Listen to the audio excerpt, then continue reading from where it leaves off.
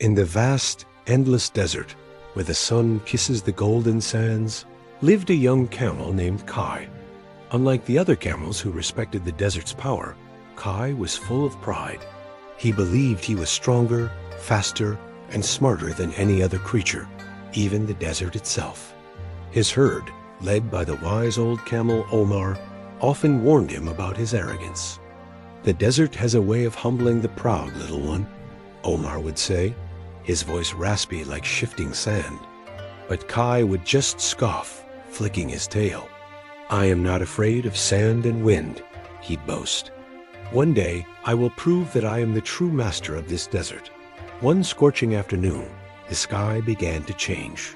A dark, ominous cloud, not of rain but of sand, loomed on the horizon.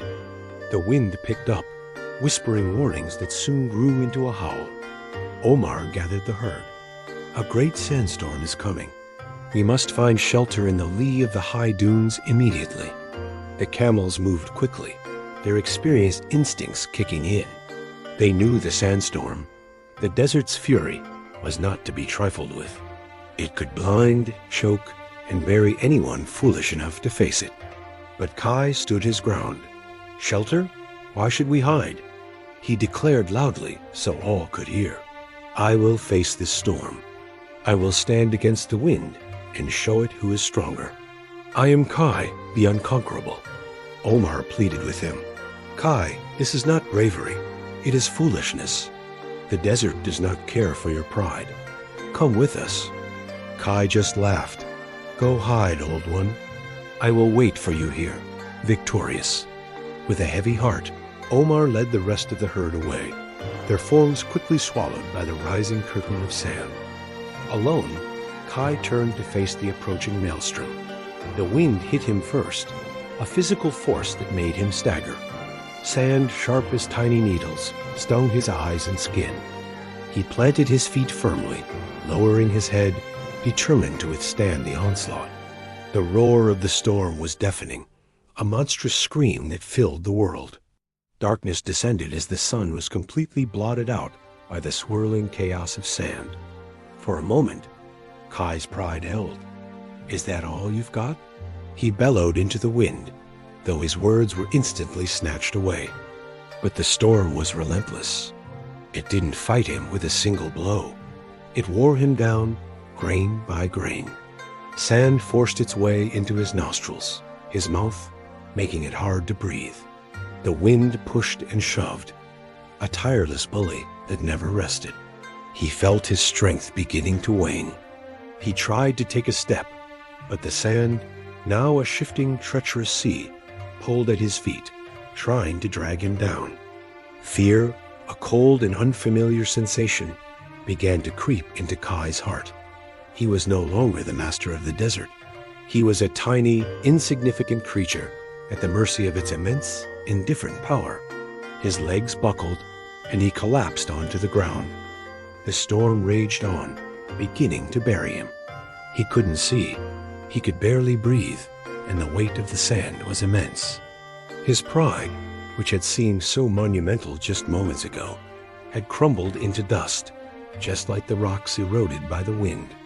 In that suffocating darkness, he thought of Omar and the herd, safe in the shelter of the dunes.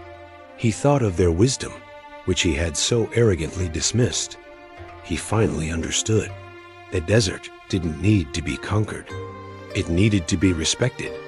Survival here wasn't about strength against the storm, but the wisdom to know when to seek shelter. Just as he felt his consciousness slipping away, as the last of his energy faded, the wind began to subside.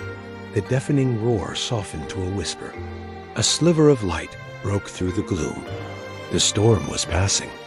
Slowly, weakly, Kai struggled to his feet. He was covered in sand, exhausted and humbled. He looked around the transformed landscape. The dunes had shifted, their shapes new and unfamiliar. He was alone, but he was alive. A new feeling replaced his old pride, gratitude. He began to walk, his steps unsteady. He didn't know where he was going, only that he had to find his herd. He followed the new shape of the dunes, using the sun, now returning to the sky as his guide. Hours turned into a day, and then another. His journey was a silent one, a pilgrimage of penance.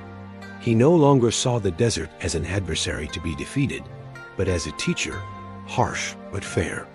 He learned to read the signs in the sand, to find water where it seemed impossible, and to appreciate the shade of a single scraggly bush. Finally, in the distance, he saw them, a familiar line of humps on the horizon. His herd. With a cry that was part joy and part relief, he ran towards them. As he approached, the camels turned. Omar stepped forward, his old eyes looking Kai up and down. There was no "I told you so," no anger, only a deep, knowing calm. "You have returned," Omar said simply. Kai could not speak. He lowered his head, a gesture not of defeat, but of profound respect.